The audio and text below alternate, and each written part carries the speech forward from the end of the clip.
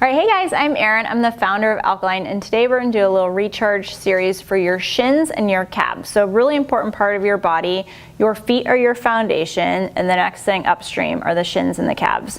So for today's series, you need a yoga block if you have one. If you don't have a yoga block, a chair or like a low table, like a coffee table will work. You just have to elevate your foot and you'll see why. And then you need a set of your therapy balls. So today with me I have Erin and Casey who are gonna help show you where we're going, and we're gonna start with a little check for your feet to kind of assess flexibility, and then we're gonna come back and recheck so you can assess for progress. So we're gonna start today by coming up onto your knees, tuck your toes under, and sit back on your heels. So when you do this, try to get your ankle bones as close together as you can. Sometimes it's helpful if you have either a yoga strap or you have a belt from your bathrobe, you can wrap it around your ankles.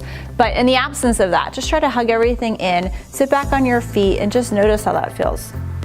How's that feel? It's pretty tight.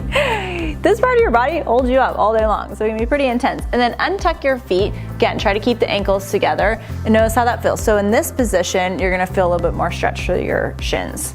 Okay, that's it, that's your check. Grab the balls that are in the tote, and you need to grab either that yoga block or come to a lower stable surface. So we're gonna start with the block in front of you, and you're gonna put your left leg on the block to start.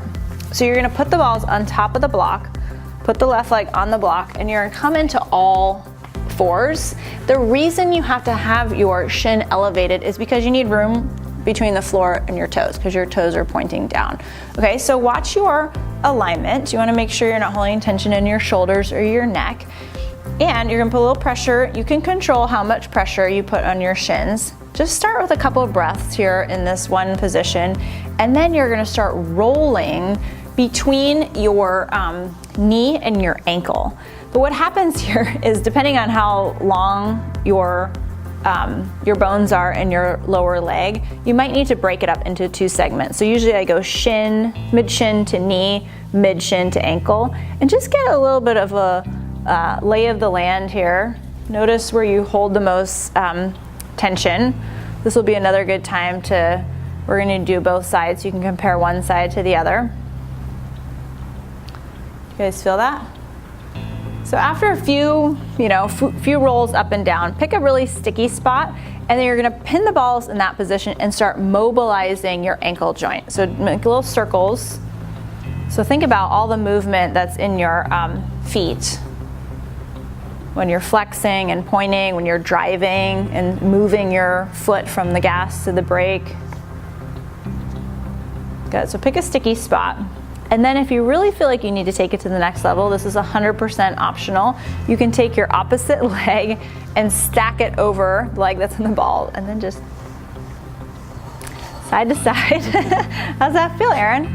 It does not have to hurt to work, but if you feel like you want a little bit more, go for it or try it. You can always back off. Again, the more you roll your shins, the less tension you're gonna hold in that position.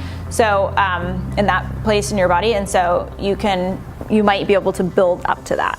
Okay guys, let's go ahead and switch sides. So you're gonna move the block over, keep the balls right in the toe. This is a really quick way to feel tremendous relief in the lower legs, and it's gonna have such an amazing upstream effect. So put the shin right in the toe. Basically the shin bone goes right in between the balls, which is really nice.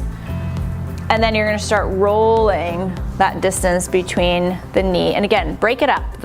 If you are using a yoga block, your runway is only so long, so you have to break it up into little segments.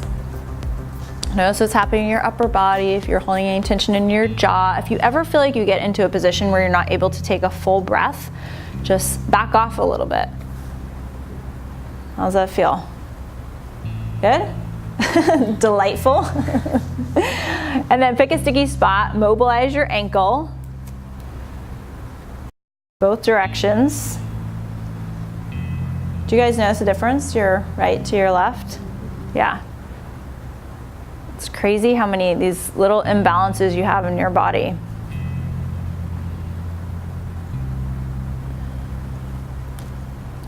Spend a few moments here. After this, we're gonna roll the back of the leg, the calves, which you don't need anything to prop you up. So you can just be on the floor for this. And then, Erin, are you gonna take the option on this side to stack? No? Oh, I can do it. Yeah, let's see. Okay, and just. This one's not as tense. Yeah. Tight. I should have a close-up of your face right now. Relax your face and breathe. How's it feel? Good? All right. And then you can always linger here a little bit longer, hit pause if you need to, but we're gonna move on to the other side of the leg. So guys, come off the block. You're gonna keep the balls in the tote, scoot back a little bit, and you're gonna put the balls underneath your right leg. So you're gonna take the balls under the leg.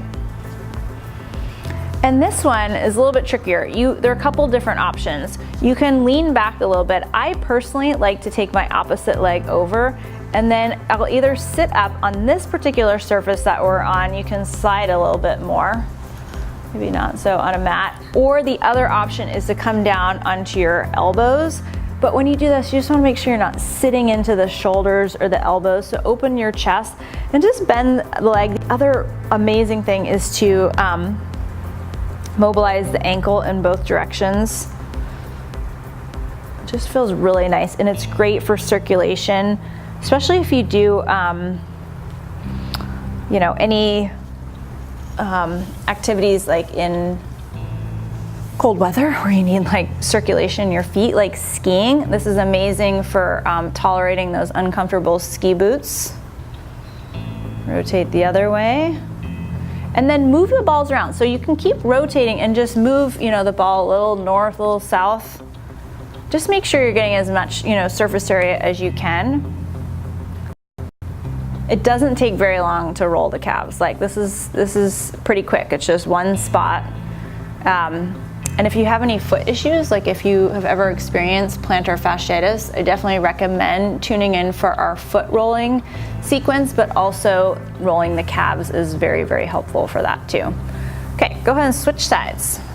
So take it underneath your opposite calf. You can loop that opposite leg over. Any difference? You can roll up and down. This is something you can do even while you're, watching TV at night, kind of in a good reclined position. So just find ways to incorporate some of this rolling into your daily life. It can be while you're driving. It can be, not this, don't try this while you're driving. It can be while you're watching TV at night. Like I encourage you to come off of whatever furniture you sit on, the couch, whatever, come down to the floor. This is the little stuff that's gonna make a huge difference in your long-term health. Mobilize the ankle. How does that feel? Yeah, good? It's very relaxing as well. So prepare to be recharged in more ways than one. Ooh, my calves are tight. All right, a few more moments here, and then we're gonna come back to our recheck, which is gonna be on the knees with the ankles together. All right, guys, it's time to get up. So go ahead and get on up. Tuck your toes under, try to get your ankles close together. Sit back on your feet. Any difference? So keep in mind, we did not even roll the feet, but just a little couple minutes on each side of the leg helps. And then untuck your toes, sit down. A little better? Yes. All right, good. Thanks for joining.